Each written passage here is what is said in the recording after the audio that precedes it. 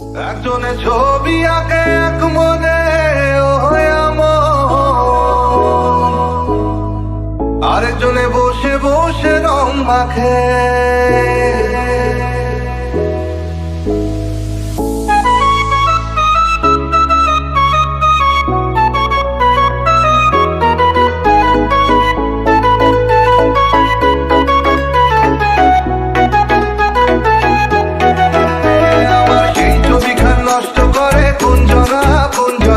সেই ছবিখান নষ্ট করে কোন জনা তোমার ঘরে বসত করে কয়জনা মনে জানো।